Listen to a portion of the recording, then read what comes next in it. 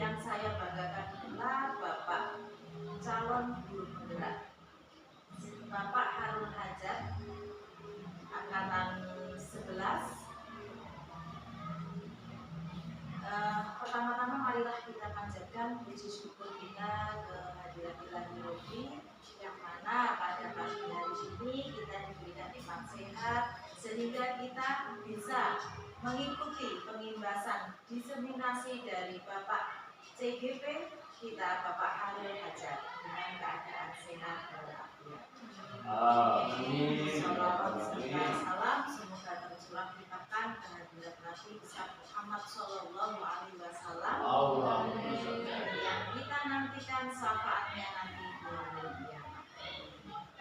Bapak Ibu Dewan Guru, pada kesempatan kali ini Bapak Harun Hajat selaku calon guru penggerak angkatan 11 akan mengimbaskan materi yang telah didapatkan dari modul 1.1 sampai 1.4 tentang budaya positif.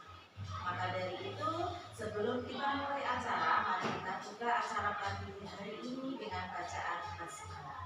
Bismillahirrahmanirrahim. Selanjutnya, sebelum dimulai, mari kita dengarkan dulu sambutan dari Ibu Siti Subaidah. Waktu dan tempat kami silakan.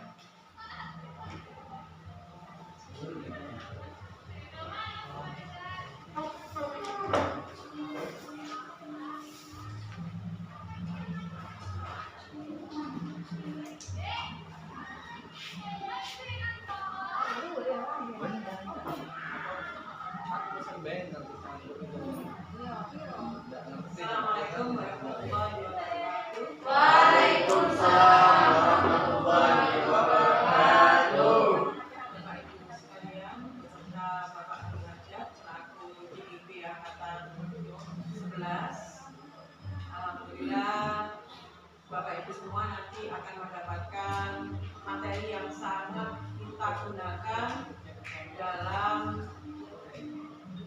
menumbuhkan budaya positif yang ada di SMPN Negeri 1 Malang. Harapan saya nanti apa yang akan disampaikan oleh Bapak Harun bisa menambah wawasan kita selaku guru di sekolah kita, yang mana budaya positif ini harus selalu kita kembangkan, harus selalu kita budayakan kepada siswa-siswi kita yang ada di SMPN Negeri 1 Malang. Harapan kami nanti Bapak Ibu bisa menyebarkan ataupun bisa memberi contoh kepada anak didik yang ada di sini. Semoga apa yang nanti disampaikan Bapak Harun bisa kita terima dengan baik. Itu saja sambutan dari saya. Assalamualaikum warahmatullahi wabarakatuh. Waalaikumsalam warahmatullahi wabarakatuh.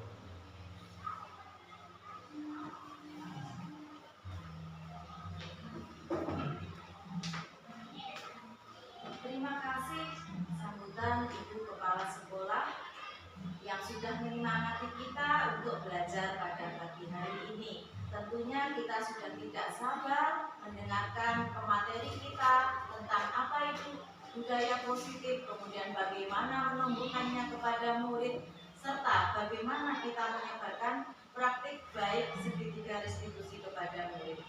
Baik, untuk menyingkat waktu saya serahkan kepada Bapak Harun Hajat. Terima kasih Tuan. Assalamualaikum warahmatullahi wabarakatuh. Waalaikumsalam warahmatullahi wabarakatuh. Salam guru penggerak, tergerak, bergerak, menggerakkan. Salam. Kenapa? Oke.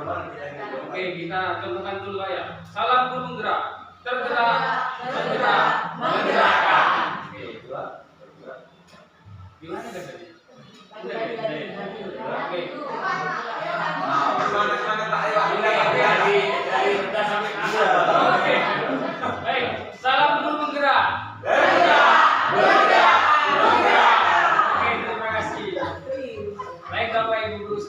di sini saya ingin menyampaikan pengimbasan terkait dengan budaya positif. Selama saya mengikuti IGP angkatan 11 dari modul 1 sampai 4, pada kesempatan kali ini saya akan menyampaikan terkait pengimbasan budaya positif di sekolah kita SMP Negeri 1 Maron. Baik. Kemudian agenda kegiatan kali ini yang pertama itu pembukaan, sudah dibuka tadi. Kemudian penyampaian tujuan, pemaparan materi, eksplorasi konsep budaya positif, dan refleksi. Tujuan kegiatan yang pertama yaitu menyebarkan makna budaya positif pada rekan guru di sekolah, menumbuhkan budaya positif pada murid di sekolah, mampu mengubah kesepakatan kelas menjadi keyakinan kelas, mampu menyebarkan praktik segitiga restitusi bagi rekan guru di sekolah. Itu tujuannya. Kemudian kita flashback ke filosofi Ki Hajar Dewantara, yaitu menurut Ki Hajar Dewantara, mendidik dan mengajar adalah proses memanusiakan manusia sehingga manusia memerdekakan manusia dan segala aspek kehidupan baik secara fisik, mental, jasmani, dan rohani. Kemudian konsep pengajaran Ki Hajar Dewantara yaitu ingarso sumtulodo, di depan memberi contoh, ingmadya manungkorso, di tengah memberi semangat, tuturi handayani. Itu yang perlu kita yakini untuk membuat anak didik kita itu terpenuhi pembelajarannya. Selanjutnya, apakah Anda setuju dengan pernyataan ini? Nah, ini kita sudah masuk pada terkait dengan budaya positif. Pertanyaan pemantiknya ya. Apakah Anda setuju dengan pernyataan ini? Hukuman dapat mendisiplinkan anak. Kemudian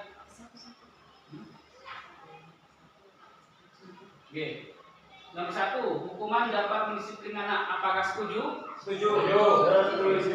Ya, setuju.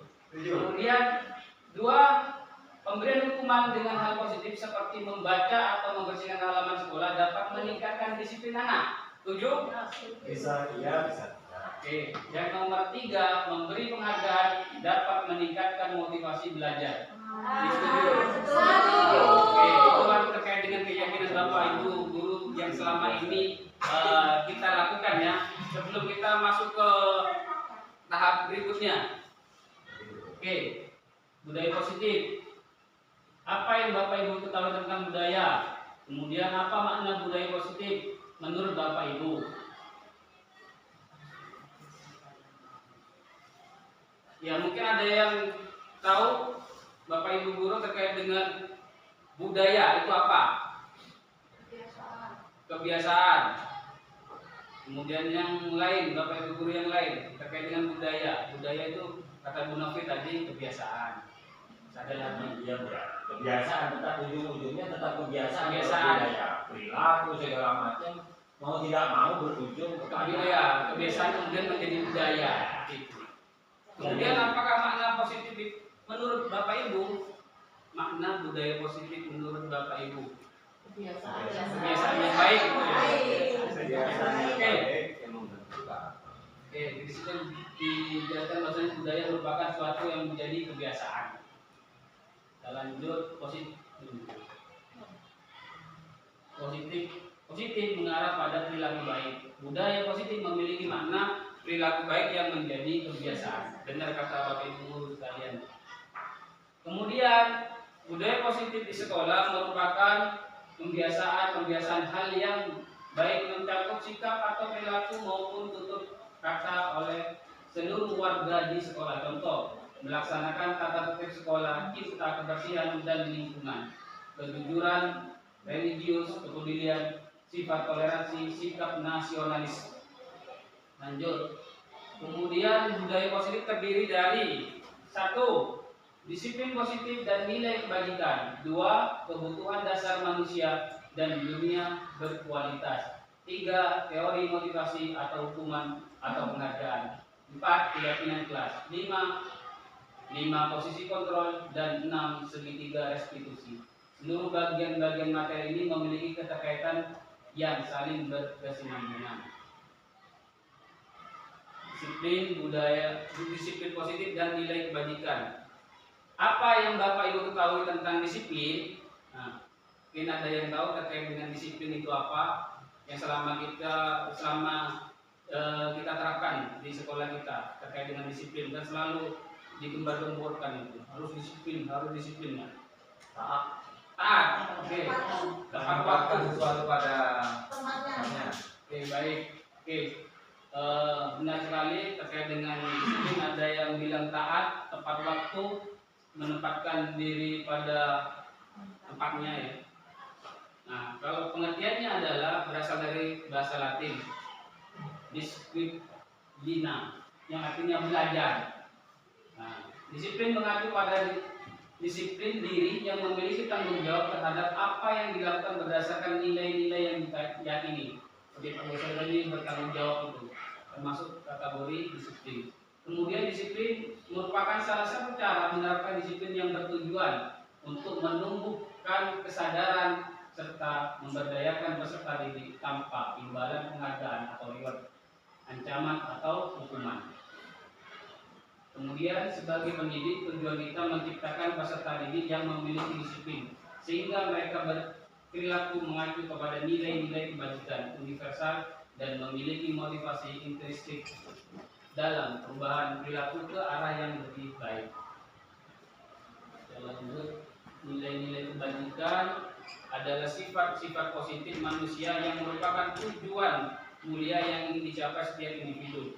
Nilai-nilai tersebut bersifat universal, lepas dari suku, bangsa, agama maupun latar belakang. Setiap perilaku perbuatan memiliki suatu tujuan. Ini terkait dengan yang disampaikan Dr. William Glasser pada teori kontrol 1984. Kemudian nilai-nilai kebajikan yang ingin kita capai oleh setiap anak Indonesia kita kenal dengan profil pelajar Pancasila. Mungkin Bapak Ibu sudah paham terkait dengan profil pelajar Pancasila karena memang terkait dengan kurikulum merdeka. Yang pertama itu beriman, bertakwa pada Tuhan Yang Maha Esa, dan berakhlak mulia, mandiri, bernalar kritis, berkebinekaan global, bergotong royong, dan kreatif. Namun seperti yang disampaikan kemarin oleh Bapak Kadis kita Kabupaten Probolinggo, yang pertama yang perlu diutamakan memang yaitu beriman, bertakwa kepada Tuhan Yang Maha Esa, dan berakhlak mulia. Kalau itu sudah dilakukan terlebih dahulu, insya Allah yang lainnya katanya seperti seperti itu yang disampaikan Bapak Kadis kemarin. Kemudian kebutuhan dasar manusia. Berangkat dari keyakinan tersebut, maka kita sebagai pendidik akan mampu melihat kebutuhan dasar murid kita di sekolah. Kemudian dasar manusia adalah segala sesuatu yang kita lakukan untuk mendapatkan apa yang kita inginkan. Seluruh tindakan yang kita lakukan memiliki tujuan tertentu, dan semua usaha terbaik yang kita lakukan adalah dalam rangka agar kebutuhan dasar kita terpenuhi dengan baik. Kebutuhan dasar manusia itu meliputi survival, bertahan hidup, makan, minum, sehat, dan merasa aman merupakan beberapa contoh dari kebutuhan bertahan hidup. Kemudian belonging ya, kasih sayang dan merasa diterima. Kebutuhan ini berkaitan dengan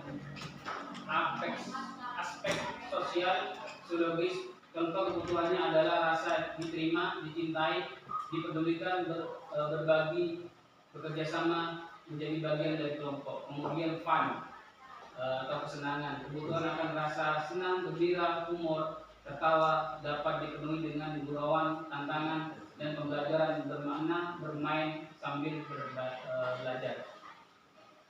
Kemudian power, kekuasaan dan kekuasaan dan penguasaan. Ketika seorang ingin didengar, diakui, dianggap berprestasi, pemimpin menjadi kompeten, maka sesungguhnya orang tersebut memiliki kebutuhan akan kekuasaan dan penguasaan. Freedom yang nomor 5 terakhir yaitu kebebasan. Kebutuhan ini merupakan kebutuhan untuk memilih dan membuat pilihan untuk mandiri dan mengeksplorasi hal-hal baru. motivasi, hukum, hukuman, penghargaan, dan restitusi. Ya, ini terkait dengan budaya positif. Menurut Gene Gosen ada 3 motivasi perilaku manusia, yaitu untuk menghindari hukuman atau ketidaknyamanan, untuk mendapatkan imbalan atau penghargaan, untuk menjadi orang yang mereka inginkan, dan menghargai diri sendiri dengan nilai-nilai yang diyakini. Berdasarkan sumbernya, motivasi ada 2 jenis: motivasi intrinsik, motivasi yang berasal dari dalam diri sendiri ya. Kemudian motivasi ekstrinsik, motivasi yang berasal dari luar diri.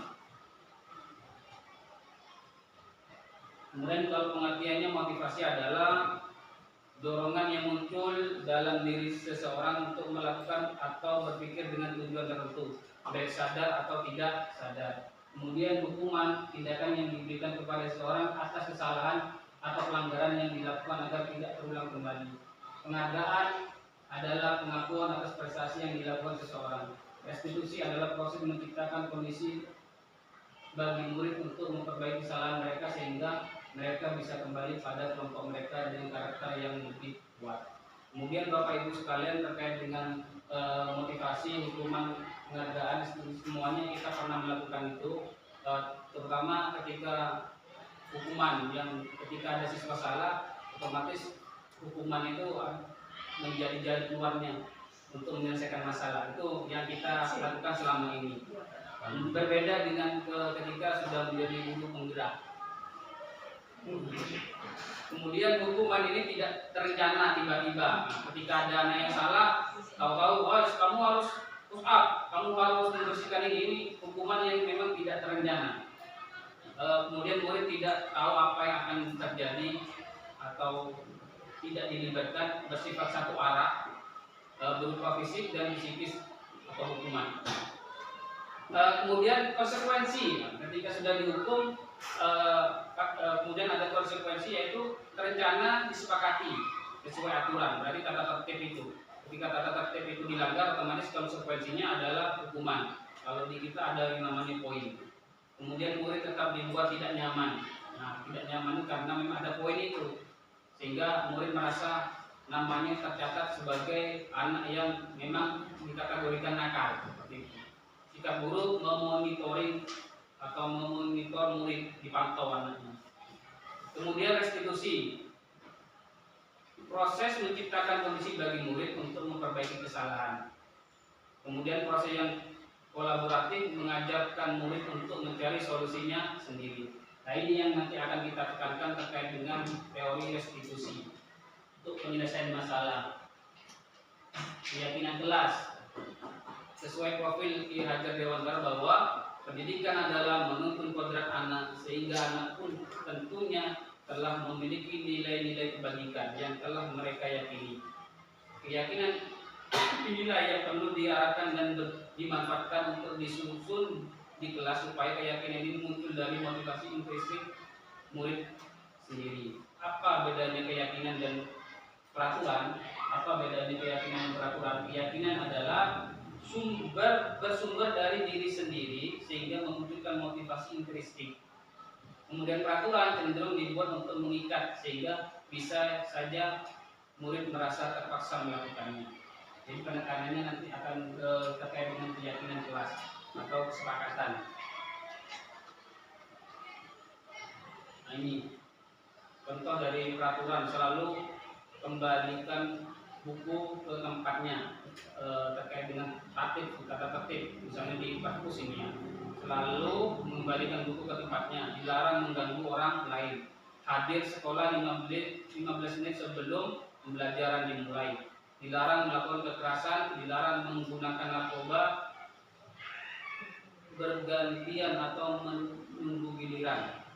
Kalau keyakinan kelas, tanggung jawab, menghormati orang lain, berkomitmen keselamatan, menghormati orang lain, kesehatan, menghormati orang lain, bersabar. Seperti itu.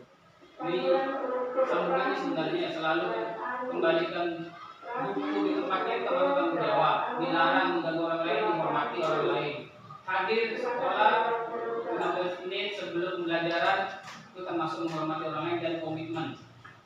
Dan selanjutnya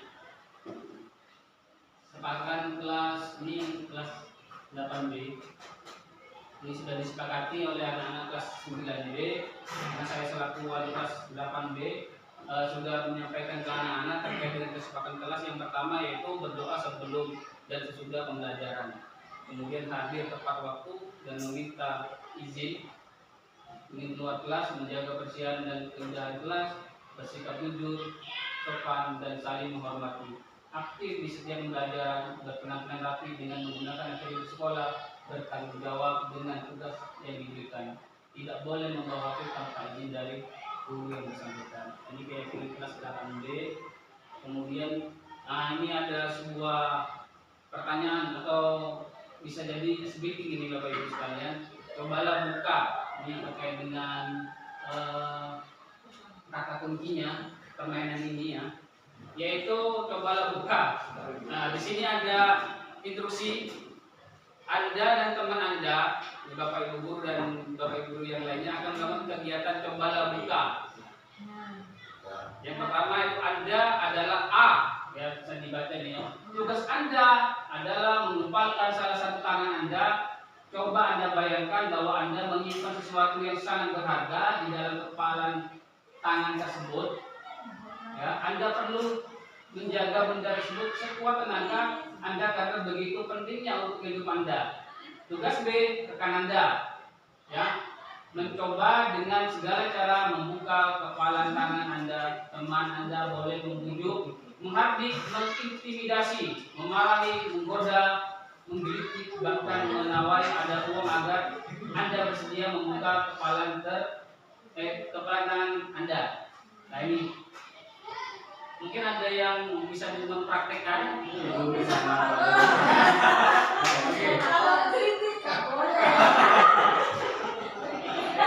Kemudian ya coba saya menggelitik. Oke, coba buka di atas secara Oke, Ken Bumi sama Pak Gozali. Oke, buku sama Bu Bumi ya. Ya, contohnya gini ya. Apakah Anda atau B membuka kepala tangan Anda? Maksudnya dipraktekkan dulu ya. Yang jadi A siapa? Yang jadi A. Saya A. Bumi A, Bukus B. Berarti Bukus harus membujuk Bumi agar membuka tangannya Bumi. Gimana caranya Bukus? Kasih uang, Bos. Gimana Bukus? Bisa nggak membuka tangannya Bumi Bukus? Pakai rayuan. Gimana? Ada apa di sini? Nggak boleh.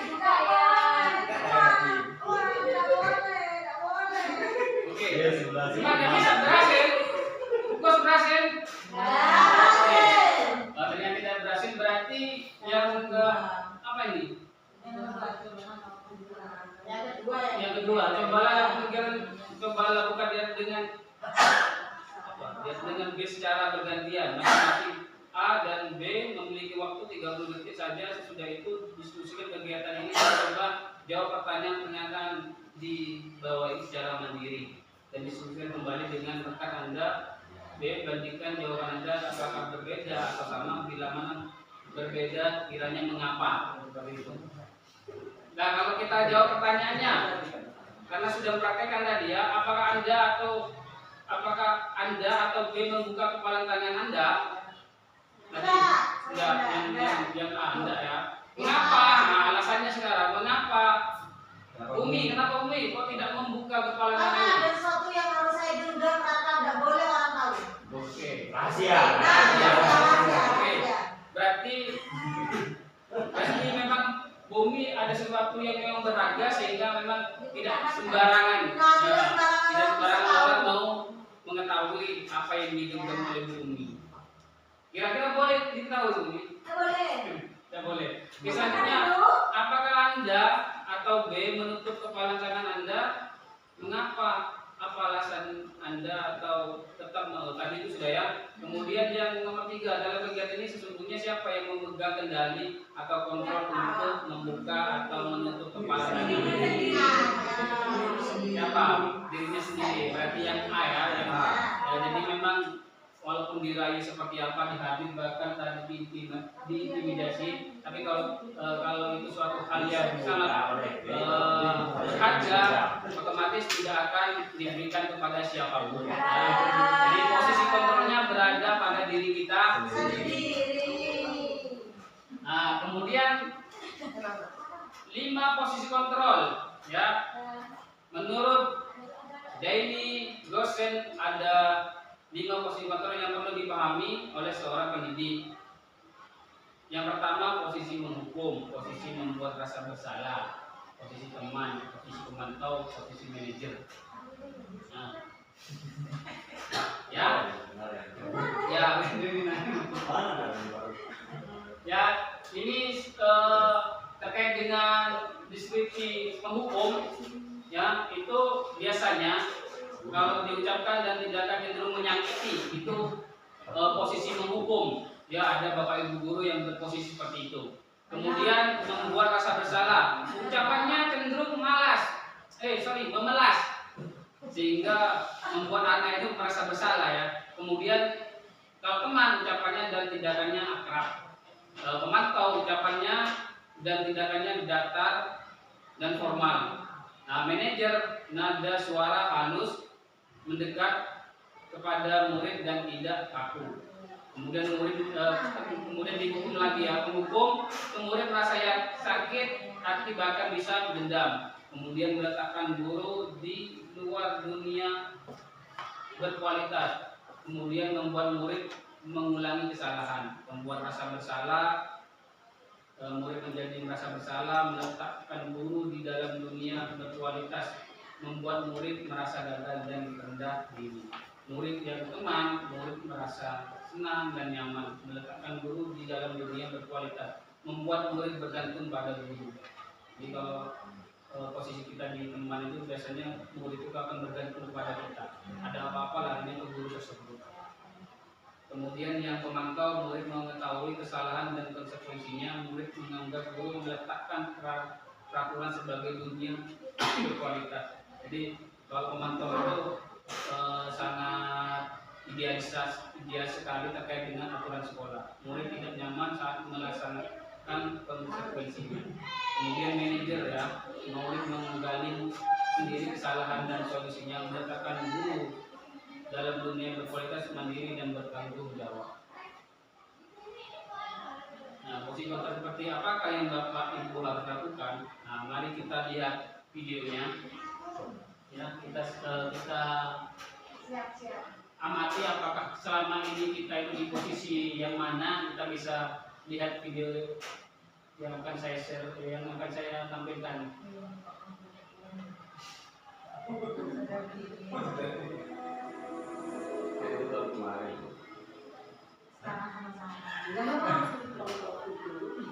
Bisa diperhatikan Bapak Ibu. Posisi menghukum. 2. Posisi membuat rasa bersalah. 3. Posisi teman.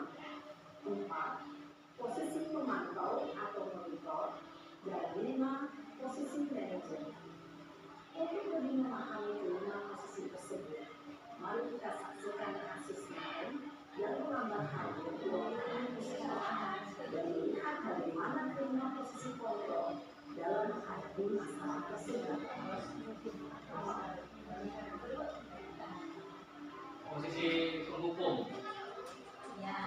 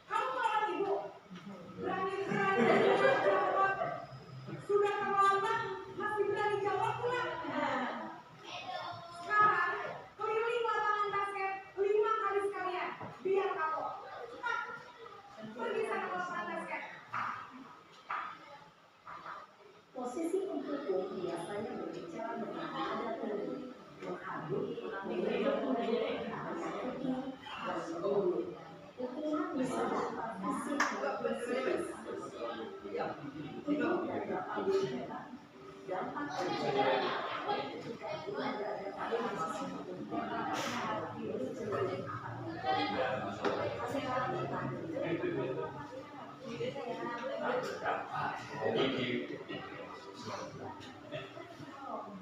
Posisi berbuat merasa bersalah.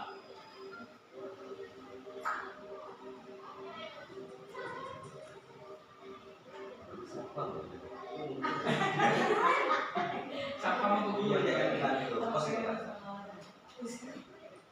Aduh. kamu kenapa terlalu baby nak? Ya kemarin kamu senang ya bikin ibu susah ya?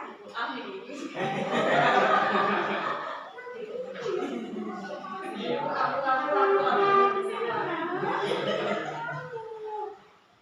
Duh, gimana ini? Maaf Bu. Duh, Gusti Naren. Ya Allah, ngapain lah saya? Sekarang ibu harus tulis apa ini di absen? Saya dulu. Ini kan sudah terlambat loh. Ibu harus apa coba? Maaf Bu. Maaf sekali. Siapa yang bertuju? Putra, putra. Oh, bisa putra gitu. Senok, ya, senok ya. Ya, dia dulu. Ya, Oh, oke. sekarang menggunakan ini. Posisi pembuat rasa bersalah berbicara dengan nada tenang, cenderung lembut. Namun kata-kata yang Yakin. memandang buruk dirinya sendiri, merasa tidak berharga, dan merasa kebahagiaan orang lain. Ketika dia mengambil posisi pembuat rasa bersalah, murid akan menganggap dirinya yang bersalah dan dia akan menyimpan emosi negatif tersebut dalam dirinya. Saya bisa semua ini.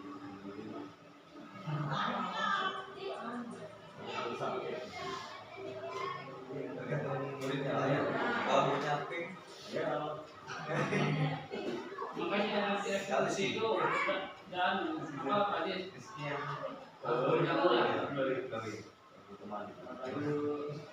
Wah, sudah jam berapa ini?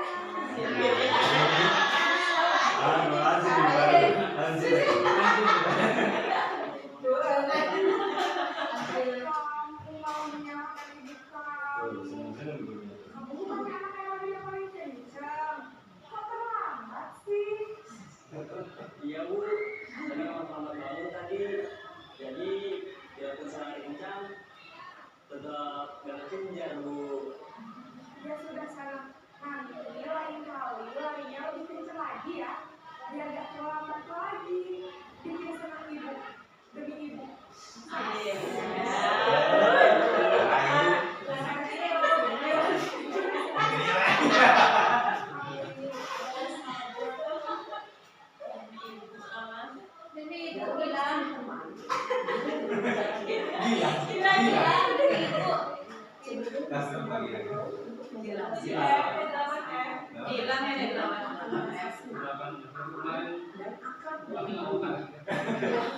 Saya nggak bisa menerapkan yang lain kan?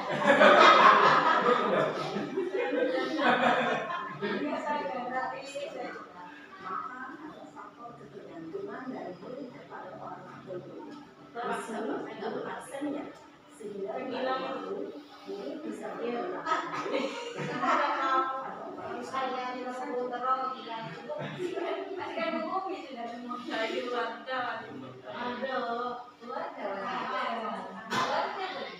Ini posisi pemantau.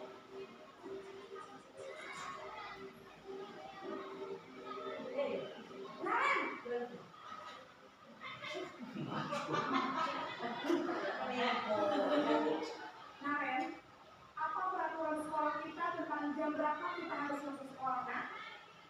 Kita harus di sekolah jam 7. Iya betul, sekarang sudah jam 7.20. Naren sudah tahu konsekuensinya jika terlambat hadir. Paham Bu, saya harus ke kelas pas sudah istirahat selama 20 menit. Iya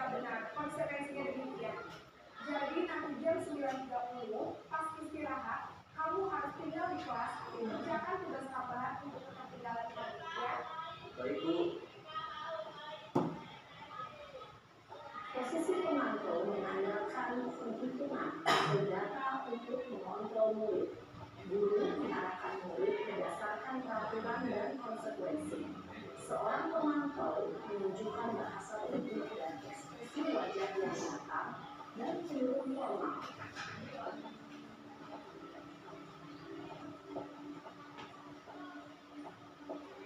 Posisi manajer.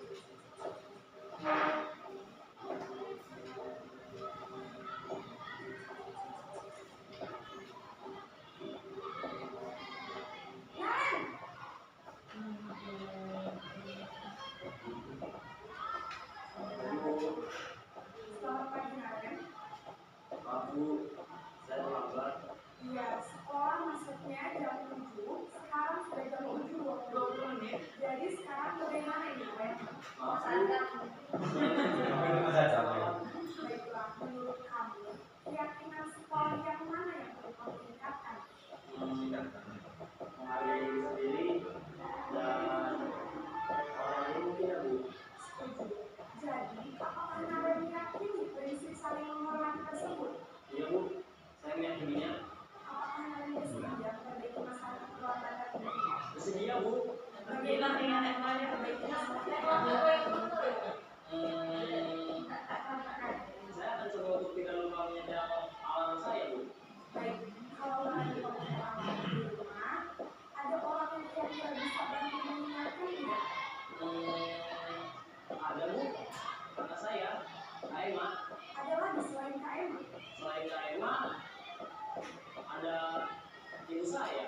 Baik, jadi yang mengingatkan Naren adalah KM dan ibu saya.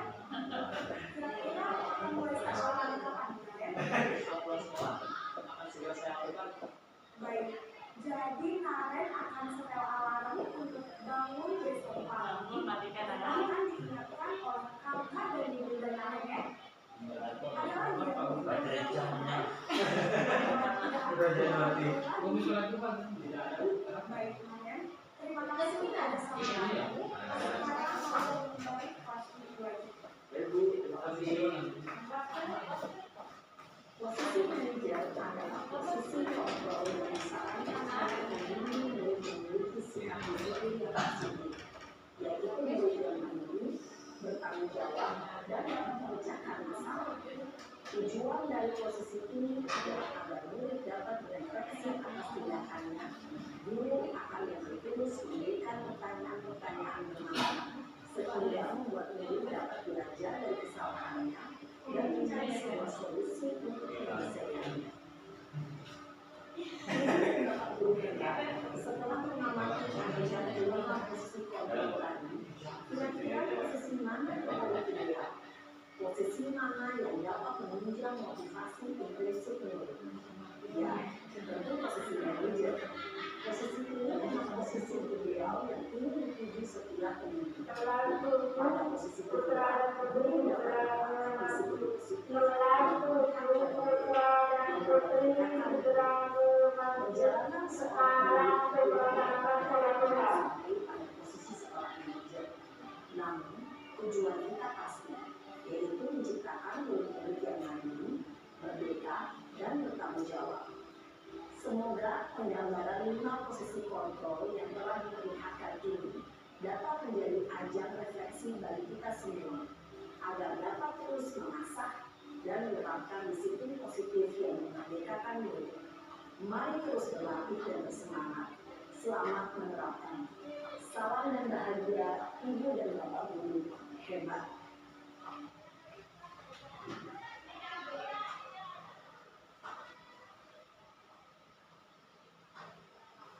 Baik Bapak Ibu guru sekalian, terkait dengan 5 posisi kontrol tadi, kira-kira Bapak Ibu guru selama ini itu berada di posisi yang mana? Saya Aja semuanya Karun karena subjeknya ini mempengaruhi. semuanya ya. Iya bisa, kita bisa berlaku 5 posisi itu ya. Bukan hanya sesuai ya, tergantung emosi kita saat itu. Oh iya. Iya, kalau kita ada masalah di rumah, bagus-bagus. Misalnya lagi sudah. Ya, projeknya kena. Oke. Subjeknya kena, gurunya juga bisa. Jadi 5-5-nya saya kayaknya mungkin masuk. Pajis lima-limanya semuanya dikuasai kayak gitu. Yang lain Bisa dari itu yang lain kan Bapak Ibu guru yang lain Yang paling ideal memang posisi kontrol yang lahir yang manajer. Jadi harapan dari guru penggerak ini memang kita bisa menguasai yang nomor 5 itu yaitu manajer. Dengan manajer itu kita bisa membuat anak itu merefleksikan dirinya sendiri, kemudian kesalahannya sehingga dia kedepannya akan berbuat seperti apa sesuai dengan keinginannya sendiri, dengan tujuan yang baik seperti itu. Namun yang terjadi kan memang simpelnya Bapak Ibu sekalian, menghukum itu ya sebenarnya menyelesaikan masalah gitu. Langsung menyelesaikan masalah, cuma kan tadi sudah dijelaskan bahwasanya menghukum akan mengakibatkan anak akan terintimidasi, kemudian tersakiti dan sebagainya. Kemudian kita lanjut ke restitusi. Nah, restitusi ini adalah proses menciptakan kondisi bagi murid untuk memperbaiki kesalahan mereka, sehingga mereka bisa kembali pada kelompok mereka dengan karakter yang lebih kuat. Restitusi juga merupakan proses kolaboratif yang mengajarkan murid untuk mencari solusi untuk permasalahan mereka dan membantu murid berpikir tentang orang seperti apa yang mereka ingin menjadi tujuan dan bagaimana mereka harus memperlakukan orang lain. Kemudian restitusi melatih murid untuk mandiri dan bertanggung jawab atas tindakan yang dilakukan.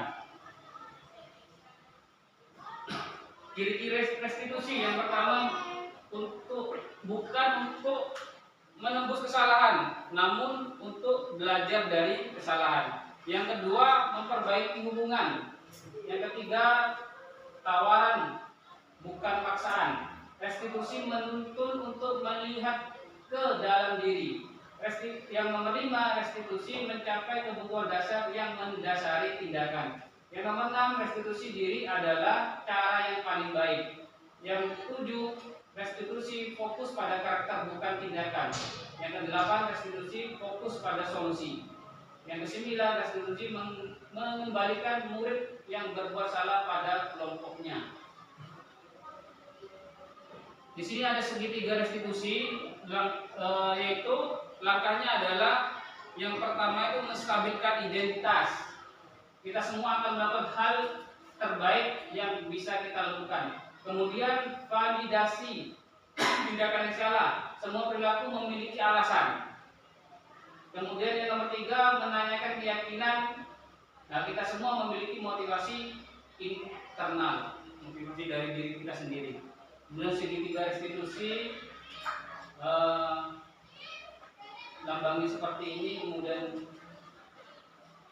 kamu tentu punya alasan seperti tadi lihat. Lanjut, menstabilkan identitas berdasarkan prinsip membuat kesalahan adalah bagian dari proses pembelajaran, yaitu berbuat salah itu wajar. Kemudian tidak ada manusia yang sempurna. Ibu atau bapak juga pernah melakukan itu.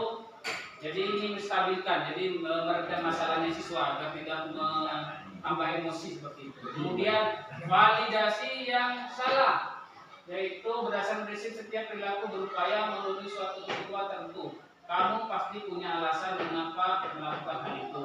Kemudian padahal kamu bisa melakukan hal yang lebih buruk dari ini, ya. Kamu patut bangga karena telah melindungi sesuatu yang penting buat kamu. Kamu melakukannya karena mempertahankan sesuatu yang penting bagi kamu. Validasi tindakan yang salah.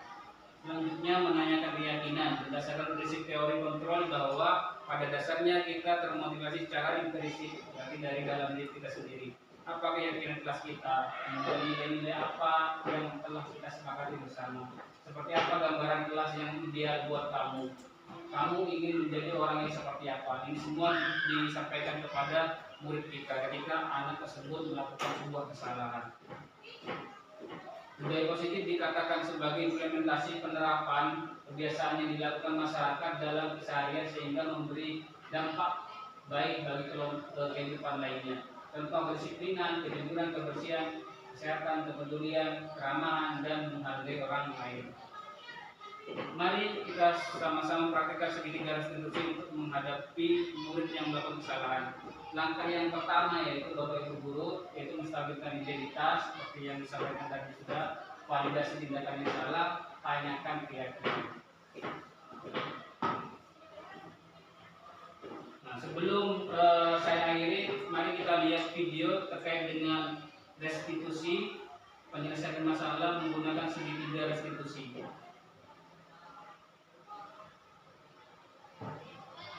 Kamu memilih untuk tetap bertahan. Salam dan bahagia, ibu dan bapak guru hebat. Pada video kali ini kita akan membahas tentang salah satu program disiplin yang diterapkan di lingkungan sekolah yang dikenal dengan nama restitusi.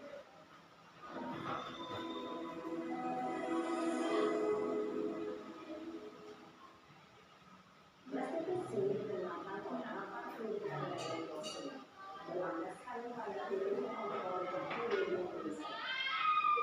Segitiga restitusi adalah suatu proses dialog yang dijalankan dengan atau orang tua agar dapat menghasilkan murid yang mandiri dan bertanggung jawab. Pada saat diri di posisi manajer, aspek yang dikerjakan oleh murid adalah motivasi intensif, sehingga pengalamannya yang diberikan dapat tumbuh dan berkembang menjadi suatu kebiasaan positif yang akhirnya membentuk karakter.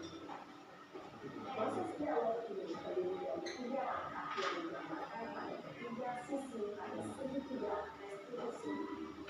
Sisi pertama adalah menstabilkan identitas. Sisi yang kedua adalah validasi tindakan peserta. Sisi yang ketiga adalah meningkatkan keyakinan. Ibu dan bapak guru, berikut ini akan menunjukkan bagaimana seorang guru berada dalam posisi manajer menggunakan penerapan segitiga restitusi.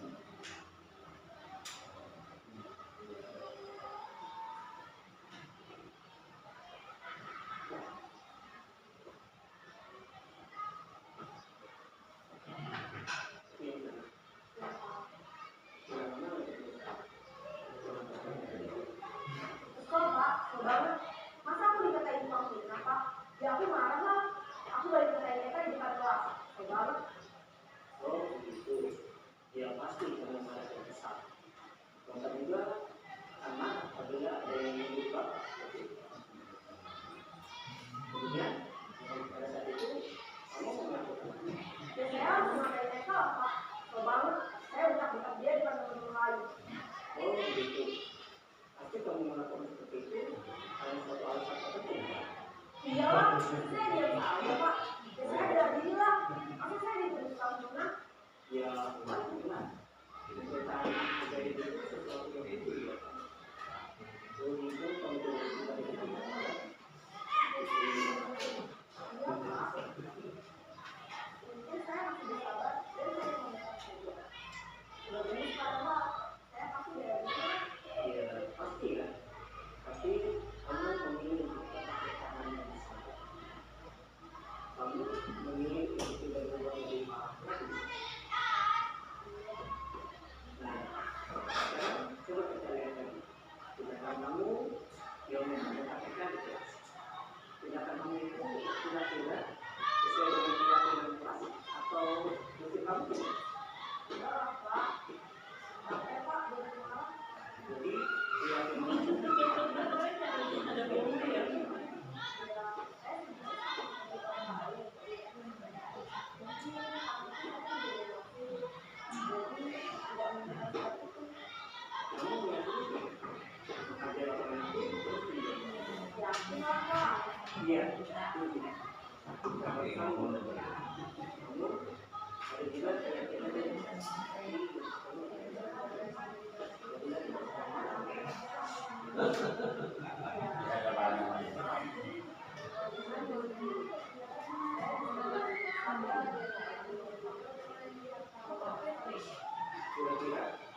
bersedia melakukan ini. Iya Pak.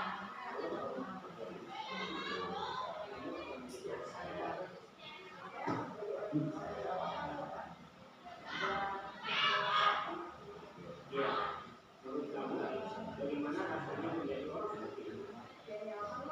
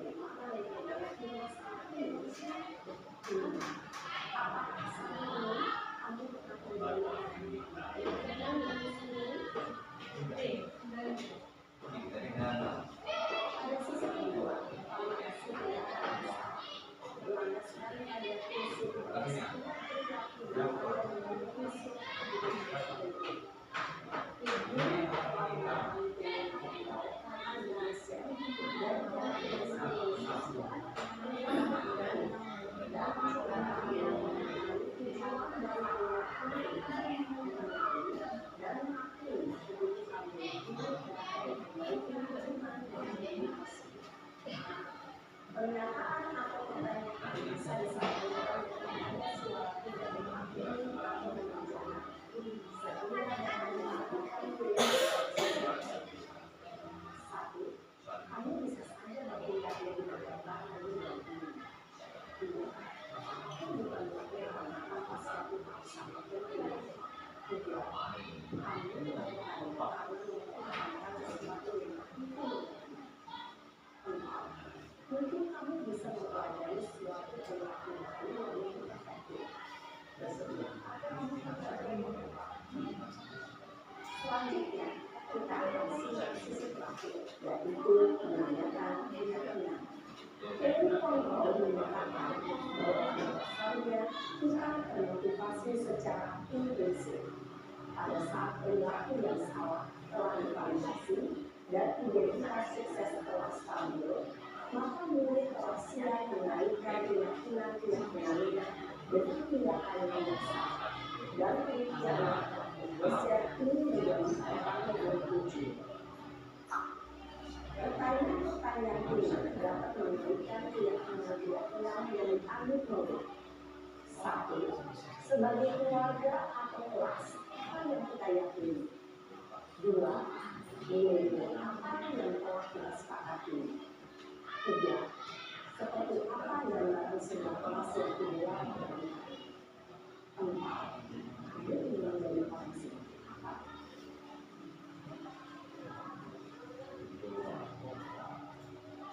Dalam menerapkan sebuah restitusi, perlu diperhatikan beberapa hal, yaitu satu, perilaku yang salah perlu dikaitkan dengan nilai-nilai atau keyakinan-keyakinan yang telah disepakati atau dituju. Dua, kesediaan orang yang melakukan kesalahan untuk memperbaiki masalah. Tiga, pemecahan masalah sebisa mungkin relevan atau memiliki hubungan dengan masalah yang ada. Empat, usaha perlu adanya suatu usaha perbaikan dari pihak yang membuat kesalahan. Lima, waktu perlu didedikasikan waktu dari pihak yang membuat kesalahan. Tanyakan kapan akan mulai melakukan usaha untuk memperbaiki masalah. Dengan memahami struktur pencapaian segitiga restitusi, diharapkan guru dapat mengembangkan posisinya sebagai manajer dengan mengajukan pertanyaan-pertanyaan bermakna yang dapat membuat guru menjadi percaya diri, bertanggung jawab, dan mandiri. Nah, ibu bapak guru perlu tidak mengikuti ketiga tahapan dalam segitiga restitusi bergantung pada ringan beratnya suatu permasalahan. Misalnya, bila permasalahan tersebut ringan, maka tidak perlu dijalankan secara berurutan. Bahkan bisa semudah menanyakan apa keyakinan yang kita sepakati. Dengan menjalankan segitiga restitusi, dengan mengajukan pertanyaan-pertanyaan bermakna, diharapkan murid menjadi kuat secara pribadi, dapat membuka wawasan diri agar dapat menyelesaikan permasalahan sendiri, semakin percaya diri, mandiri, dan diberikan. Salam dan bahagia, ibu bapak guru hebat.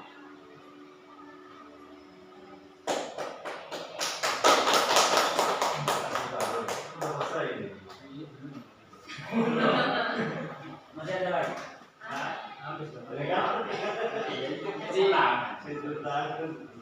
Jadi itu terkait dengan penyelesaian masalah melalui teori segitiga restitusi, di mana Bapak Ibu guru diharapkan setelah mempelajari tadi terkait dengan penyelesaian masalah lewat segitiga restitusi, Bapak Ibu diharapkan bisa menerapkan juga kepada anak didik kita, di mana ketika anak didik kita melakukan kesalahan, tahapannya sesuai dengan seperti yang disebutkan tadi. Yang pertama itu menstabilkan identitasnya, kemudian validasi tindakan yang salah, tanyakan keyakinan.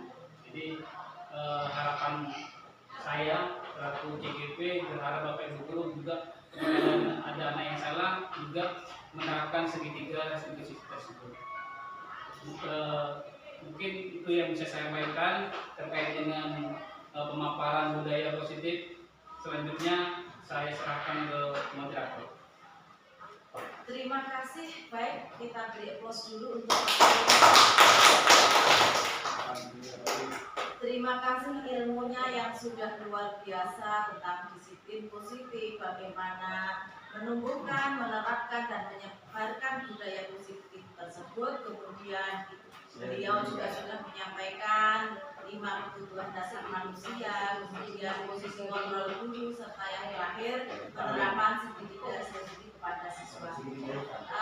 Baik, acara selanjutnya yaitu tanya jawab. Silakan Bapak dan Ibu yang mau bertanya atau berkomentar atau memberi umpan balik kepada Bapak Harun, dipersilakan. Mungkin fokus nanti. PDK biasanya banyak PDK kasus Pak Aziz. Masukkan Umpan balik. Terima kasih Pak Harun. Kemarin itu kan peningkatan kompetensi ya. Saya itu kalau salah 2 SMP kelas 2 ya, yang kemarin sempat bertanya kayaknya. Terkadang masuk akal juga apa yang disampaikan. Memang malahnya kan sebagai ceritanya di posisi ya, mungkin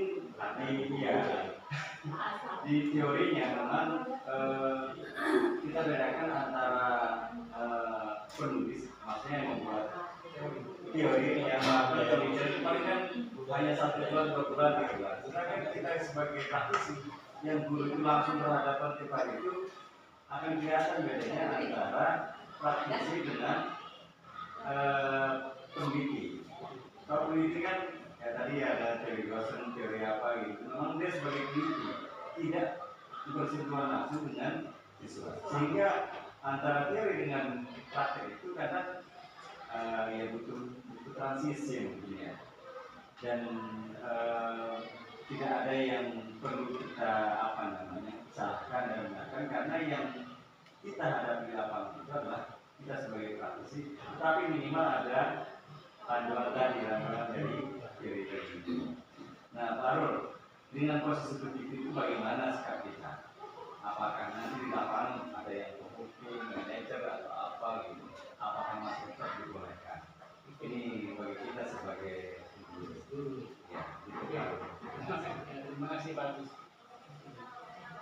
Mohon waktu saya berikan kepada Pak Harun untuk menanggapi apa yang sudah disampaikan dari Bapak Aziz.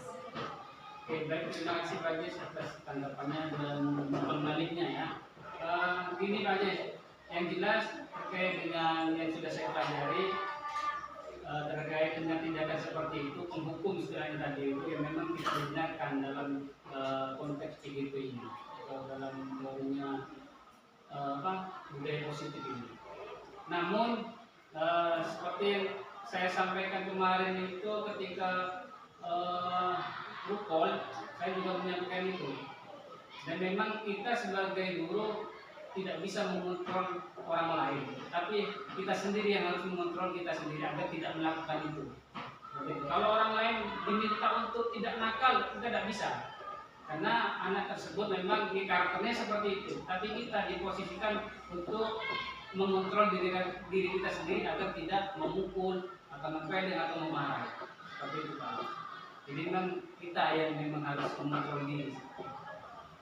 Ya sebenarnya tidak ada yang salah dengan tindakan seperti itu, karena memang kita manusiawi. Bahkan tadi dijelaskan bahwasanya melakukan kesalahan adalah suatu kewajaran kan seperti itu. Namun setiap kesalahan pasti kita tetap akan ada perbaikan dari kesalahan tersebut. Mungkin seperti itu Pak Aziz ya. Yang bisa saya sampaikan. Gimana Pak Aziz? Saya ada pikiran juga Pak Harun, biar misalkan saya di sisi kelas ya, yang masuk saya mengajar. Maka cara yang terbaik yang saya lakukan adalah menjaga kelas itu. Gimana? Ya, tetap salah Pak Aziz ya. Tetap salah, walaupun itu untuk menghindari konflik lebih berkepanjangan Pak Aziz. Iya, tapi tetap salah Pak Aziz, karena memang ya dipaksakan bahwasanya kita itu harus bisa mengontrol diri kita sendiri. Sehingga kita terciptanya yang namanya yaitu posisi manajer itu. Kalau sudah kita berada di posisi manajer, insya Allah ya apa istilahnya itu, yang pasti kita akan mengontrol emosi kita pasti bisa lah ya. Tapi kalau kita masih dalam posisi menghukum, kemudian membuat kesalahan tadi itu sebagai teman, pemantau sebagainya masih belum bisa. Tapi kalau sudah mendidikasi berprinsip bahwasanya kita sudah menjadi manajer, insya Allah kita tidak akan emosi lagi. Kecuali bawa masalah dari rumahnya, Pak. Nah itu gimana Pak? Kecuali ada pengecualian, Pak. Seperti itu. Kita ngomong ini karena kita ini praktisi Pak. Ya. Mungkin kita punya sekian cara untuk menyelesaikan masalah. Misalkan dia kita itu bukan karena benci gitu kan, katanya yang saya baca itu. Dia itu bukan karena kita benci, menghindar itu bukan karena apa gitu katanya. Nah, yang kalau kelas itu tadi menghindar tadi, misalkan dengan saya keluar kelas ambil wudhu terus tidur kan. Mulai dulu kan di posisi manajer gitu. Udah mau kali ini. Ambil dulu tidur. Pikir seolah. Iya. Ya berarti kan Pak Ali juga termasuk menerapkan nilai-nilai agama juga. Seperti kalau kita emosi ambil wudhu, terus Tapi tidur. Kalau marah dalam posisi duduk harus bangun. Kalau dalam posisi bangun harus jadi posisi yang duduk, Pak. Harus Tidur. duduk. Tidur. Ya. Berarti perlu dimasukkan dalam teori ini lah ya. Seperti itu. Sudah untuk itu aja sih. Jadi itu baru terima kasih. Saya boleh menambahkan sedikit Pak Harun? Oke, monggo, Bu Am. Karena kita itu yang kita hadapi siswanya itu sangat banyak dan kemudian sangat bervariasi ya. Ada siswa itu yang istilahnya butuh kasih sayang. Ada yang butuh karena mengapa nakal, karena apa di rumahnya mereka tidak ada yang mengurus. Nah, ya maka dari itu sebelum kita menerapkan ke institusi kita boleh menerapkan 5 kontrol berdasarkan kebutuhan siswa tersebut. Misalnya siswanya butuhnya kasih sayang, otomatis kita berperan sebagai teman, berteman sebagai pemantau, manajer. Beda lagi kalau saya dihadapkan siswa itu yang lapar, jadi di rumah nggak ada yang ngurus makan, dari otomatis sampai sekolah dia semaunya sendiri. Otomatis kita boleh menghukum, setelah menghukum kita mungkin memantau atau jadi kan kita dipilih, kita posisi memilih posisi kontrol yang mana yang kita terapkan berdasarkan sesuai yang kita hadapi. Kemudian yang lebih tinggi lagi, mau nggak mau kita menerapkan segitiga distribusi, tapi tingkatannya yang sudah lebih tinggi daripada posisi kontrol. Itu saya tambahkan. Terima kasih Bu Rahma atas masukan. Mungkin ada yang bertanya?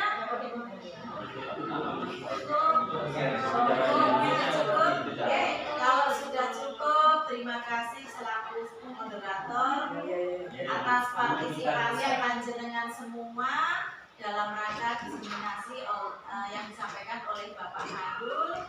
Sebelum diakhiri, mungkin Pak Harun mau berpantun dulu. Terima kasih. Sebelum saya mengakhiri presentasi ini, saya ingin berpantun.